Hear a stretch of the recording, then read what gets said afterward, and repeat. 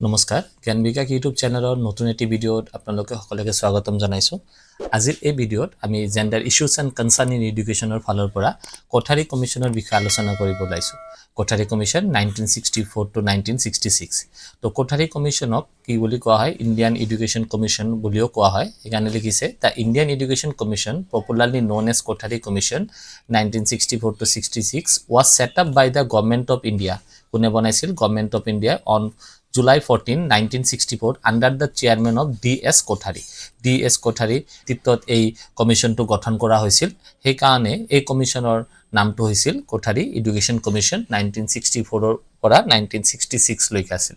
The commission was assisted by the expert from the countries like UK, USA, USSR, UNESCO। The commission submitted the report on the Indian education system on 29 June 1966। The recommendation of the Kothari Commission education reforms become the part of national policy on education in 1968।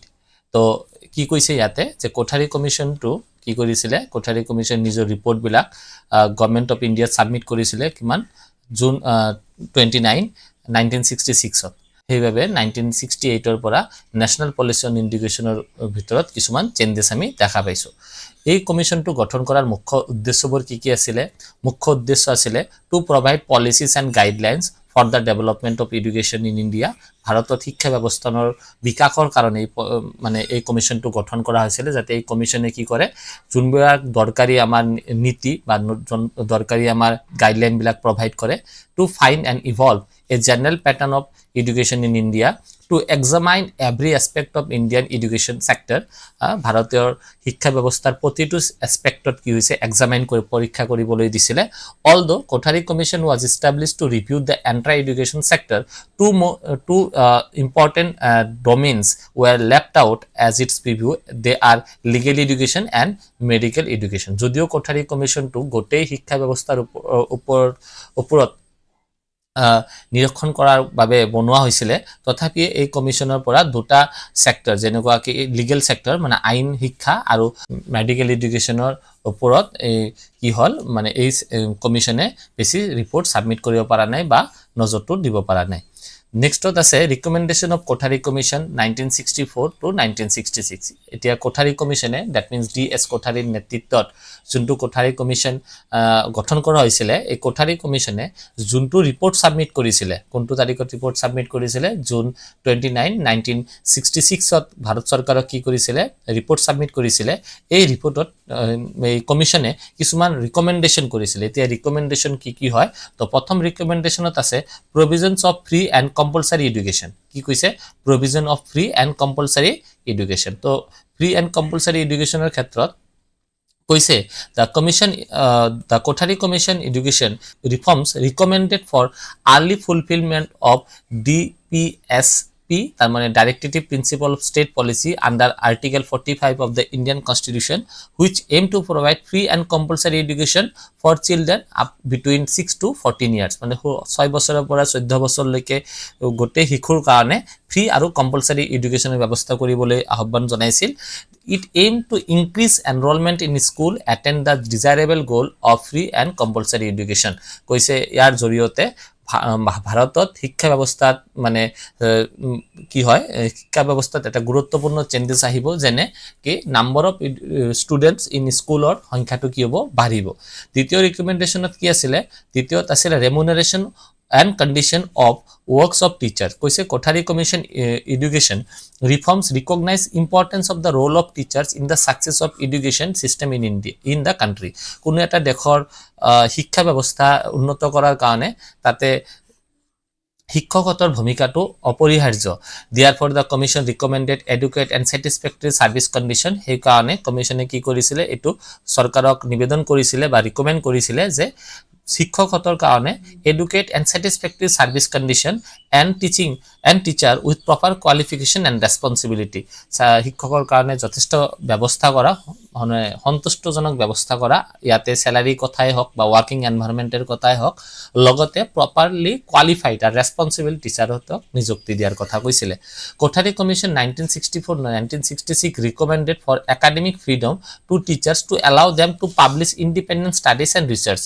Kothari কমিশনে এইখিনি কথাও recommend কৰিছিলে যে টিচাৰহঁতক সেইখিনি free hand দিব লাগে যে নিজৰ যোনটো মানে সাবজেক্ট আছে তাৰ ওপৰতে ফাৰ্দাৰ যদি ষ্টাডি কৰিব বিচাৰে ৰিসাৰ্চ কৰিব বিচাৰে তেনেহলে যাতে ইহঁতে ৰিসাৰ্চ কেইটা কৰিব পাৰে the teachers were intended to give freedom to write about various national and international issues আৰু শিক্ষকহঁতক সেইখিনি সুবিধাও দিব লাগে যে মানে ন্যাশনাল ইস্যুই হওক বা ইন্টাৰনেশনাল ইস্যুই হওক তাৰ ওপৰতে নিজৰ মতামতটো দাঙি ধৰিব পাৰে নেক্সটত আছে Kothari Commission and Language Education কৈছে Commission report on regional language ঠিক আছে প্ৰথমটো কি আছে Commission report on regional languageৰ ওপৰত মানে আঞ্চলিক ভাষাৰ ওপৰত কমিশনৰ ৰিপোৰ্ট কি আছিল The Kothari Commission and Language Education were important development during this period it recognizes the importance of Indian language and literature for the educational and cultural development of Indians it intended to spread knowledge through regional languages and reduce the gap between the intelligent and the common people. It recommended taking urgent steps to promote regional language and as a medium of education at the university stage, which was already the part of the primary and the secondary education. তো কৈছে যে Kothari commission এইখিনিও কথা কৈছে যে ভাল এটা শিক্ষাবিদ হ'বলৈ হলে ৰিজনাল মানে আঞ্চলিক ভাষাটোৰ খুব দৰকাৰ যেনেকুৱাকে আমি অসমত থাকো আমি অসমীয়া ভাষাটো নাজানিলে আমাৰ নিজৰ ভাষাৰ প্ৰতি আমাৰ নিজৰ জ্ঞানটো নহব সেই কাৰণে কৈছে কোঠাৰী কমিশনে কৈছে যদিও আঞ্চলিক ভাষাটো আমাৰ প্ৰাইমাৰী এডুকেশন আৰু সেকেন্ডাৰী এডুকেশনৰ এটা পাৰ্ট তেনে ক্ষেত্ৰত এই আঞ্চলিক ভাষাটোৱে ৰিজনাল ল্যাঙ্গুৱেজটি কি হয় ইউনিভাৰ্সিটি লেভেলতো হ'ব লাগে বুলি কৈছে নেক্সটত আছে 3 language formula Kothari commission and 3 language education intended for the adoption of 3 language formula by the state government at the secondary stage it intended to promote modern Indian language which was preferably be any southern language apart from Hindi and English in the Hindi speaking stage Hindi and English along with the regional language were to be part of the non Hindi speaking stage in India Hindi was intended to be developed as a linked language as the medium of expression for the composite culture of India the composite culture কিয় বুলি কৈছে কাৰণ ভাৰতৰ যোনটো আমাৰ সংস্কৃতিটো দেখা পাইছো সেই সংস্কৃতিটো কি হয় বিভিন্ন জায়গাত বিভিন্ন ধৰণৰ সংস্কৃতিৰ কথা আছে তো ইয়াতে কৈছে হিন্দী ল্যাঙ্গুৱেজটো কি কৰিব দিছে কম্পালসৰি কৰিবলৈ দিছে আৰু লগতে ইংলিশ আৰু ৰিজনাল ল্যাঙ্গুৱেজ তাৰ মানে ইংলিশ হিন্দী আৰু ৰিজনাল ল্যাঙ্গুৱেজ 3 ল্যাঙ্গুৱেজৰ ফৰ্মুলা মানে 3 ল্যাঙ্গুৱেজৰ এডপশন কৰিবলৈ দিছে নেক্সট আছিল Sanskrit and international language the commission recognized the importance of Sanskrit in the growth and development of Indian languages and its contribution to the cultural unity of the country therefore the commission recommended exploring the possibility of including Sanskrit for the study of Indian language history ideology and Indian philosophy etc কৈছে Sanskrit language to যদি পারা যায় তেনেহলে school লেভেলত involve কৰাৰ কাৰণে Next to the recommendation of commission to reduce regional imbalance in educational facilities. So Kothari Commission recommended for provisions of educational facilities in the rural and backward areas. The commission recommended the adoption of common school system in India. It intended to put sufficient emphasis on the education of girls to promote social justice and social transformation. Special efforts were to be made for the development of education among the backward classes and tribal people. It also provision for the education of physically and mentally handicapped child.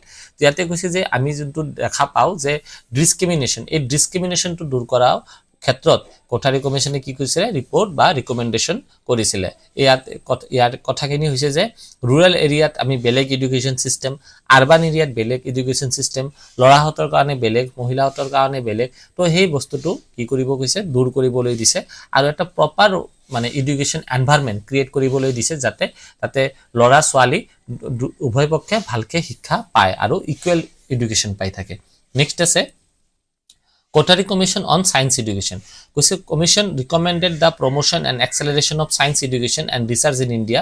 Science and research were to be promoted for the growth of national economy and the society.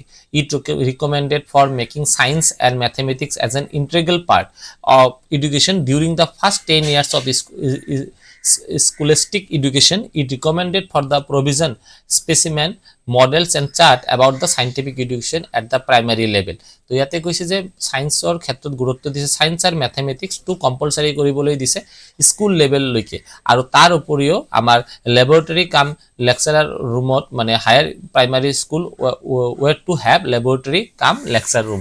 তো ইয়াতে কৈছে যে higher ক্লাছত যেতিয়া যাব তেতিয়া proper laboratory ব্যৱস্থাটো কৰিবলৈ কৈছিলে।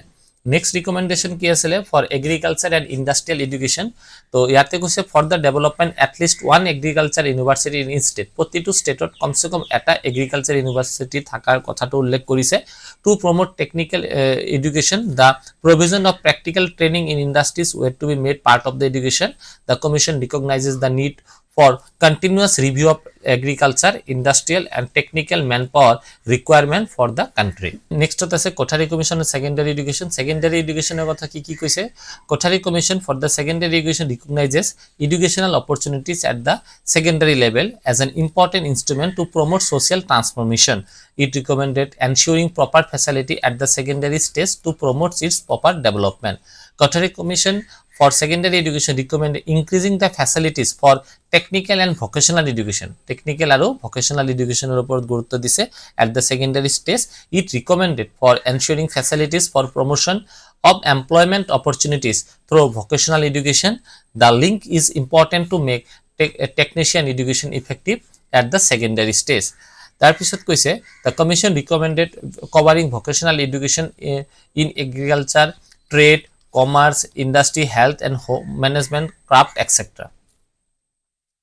Next আছে Kothari Commission education reforms for university education. Kothari Commission recognizes the need for provisions of laboratories, libraries, sufficient strength of teachers and other staff as a parameter to decide the number of students to be admitted to a college or university. It recognizes the need for funds for setting up new universities. কৈছে যে government of India কিখিনিও কথাও কৈছে যে university যেতিয়া স্টুডেন্টবোৰ admission লয় তাৰ ওপৰত লক্ষ্য ৰাখিব লাগে যে সেই ইউনিভাৰ্সিটিত কি আছে, লাইব্ৰেৰী আছে না নাই, তাৰ টিচাৰ উপযুক্ত টিচাৰ আছে না নাই, আদাৰ ষ্টাফ যোনবিলাক সাপোৰ্টিং ষ্টাফ হয়তো লাইব্ৰেৰিয়ান ল্যাবৰেটৰিয়ান সেইবোৰ আছে না নাই সেইবোৰৰ ওপৰত গুৰুত্ব দিবলৈ দিছে, আৰু প্ৰপাৰ ফাণ্ডৰ মেনেজমেন্ট কৰিবলৈ কৈছে যাতে নতুন নতুন ইউনিভাৰ্সিটি কি বনাব পৰা যায়।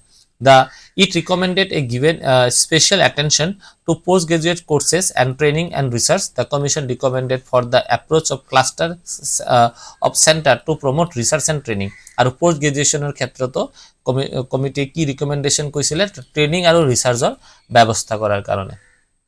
তাৰপিছত কৈছে ৰিকমেন্ডেশন অন mass education.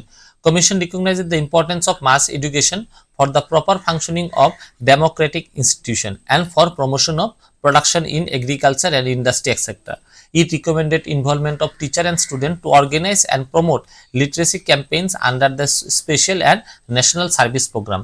তো ইয়াতে mass education এর কথা উল্লেখ মানে মিনিং টু হইছে যেতিয়া মানে সামাজিক আৰু মানে ৰাষ্ট্ৰৰ কাৰণে কোনো এটা প্ৰোগ্ৰাম লঞ্চ কৰা হয়, কোনো এটা ক্যাম্পেইন লঞ্চ কৰা হয়, তেনে ক্ষেত্ৰত কি ছাত্ৰই হওক বা শিক্ষকে হওক উভয় পক্ষে কি কৰিব লাগিব, পাৰ্টিসিপেট কৰিব লাগে। মাছ এডুকেশ্যন মানে এটা প্ল্যাটফৰ্মৰ জৰিয়তে বহুত মানুহকেইটাক একেলগে শিক্ষা প্ৰদান কৰাকে হৈছে মাছ এডুকেশ্যন। আমি ক্লাছৰুমত যোনটো পঢ়া সেইটো মাছ এডুকেশ্যন নহয়, কিন্তু আমি যেতিয়া প্ৰমোট কৰিবলৈ কোনো এটা সভাৰ আয়োজন কৰা হয়, সভাত জৰি বহি থকা বহুত মানুহ, বহুত নানান ধৰণৰ মানুহে তাৰ পৰা জ্ঞান এটা পায়, তাক মাছ এডুকেশ্যন বুলি কৈছে। তো তেনে ধৰণৰ ক্ষেত্ৰত কি হৈছে টিচাৰ আৰু students both are recommended to participate. Next আছে commission recommendation on educational structure in India. Committee highlighted the advantages of uniform educational structure throughout the country. 10+2+3 যোনটা আমি দেখা পাইছিলো এতিয়া তো নাই, 10+ ক্লাস 10 লৈকে হাই সেকেন্ডারি 2 আৰু ডিগ্ৰী 3 বছৰ educational structure in India. Commission highlighted the need to increase the investment of education to reach a level of 6% of national income expenditure on education. তাতে বাজেটৰ কথা কৈছে, বাজেটটো বঢ়োৱাৰ কথা কৈছে। The need for coordination between the state and central government, ৰাজ্য চৰকাৰ আৰু কেন্দ্ৰীয় চৰকাৰৰ মাজত কি হৈছে কোঅৰ্ডিনেশনৰ কথাও ইয়াত উল্লেখ কৰিছে। তো ৰাজ্য চৰকাৰ আৰু কেন্দ্ৰীয় চৰকাৰৰ মাজত কোঅৰ্ডিনেশন টু সেট আপ কৰা। Other important recommendation of the Kothari Commissioner কি আছে, Commissioner recognized The importance of quality of books, ঠিক আছে, in educational development, it recommended to avoid frequent changes in textbook. আমি কিছুদিন পিছে পিছে টেক্সটবুকৰ মাজত চেঞ্জেছ বিলাক দেখা পাও, হেতু এভয়েড কৰিবলৈ কৈছে। Keep the prices of the books affordable for the student, আৰু কিতাপৰ দামবোৰ কিছে এটা মানে প্ৰপাৰ দাম ৰাখিবলৈ কৈছে যোনটো ষ্টুডেন্ট বোৰ এফৰ্ড কৰিব পাৰে।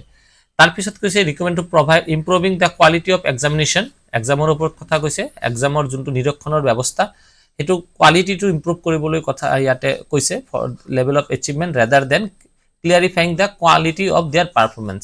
It recognize the importance of games, sports in physical fitness of the students. The commission recommended for nationwide program for physical fitness and priority basis and priority basis. তো ইয়াতে কৈছে যে গেমস এর কথা উল্লেখ কৰিছে, স্পোৰ্টস এৰ কথা উল্লেখ কৰিছে for the purpose of physical fitness. আদার রিকমেন্ডেশনত আমি কি পালো, ফিজিক্যাল ফিটনেসের কথা আমি পাইছো, তা কোয়ালিটি অফ এক্সামৰ কথা পাইছো, আৰু লগতে আমি কিহৰ কথা পাইছো, বুকৰ কোয়ালিটিৰ কথা পাইছে, আৰু কিতাপবোৰৰ যাতে প্ৰাইসটো এফোৰ্ডেবল হয় সেইখিনি কথা। আজিৰ কাৰণে এইখিনিয়ে। তো যদি ভিডিওটো ভাল পাইছে ভিডিওটো লাইক কৰিব, শেয়াৰ কৰিব আৰু চেনেলটো সাবস্ক্ৰাইব কৰি দিবলৈ নাপাহৰিব। Thank U.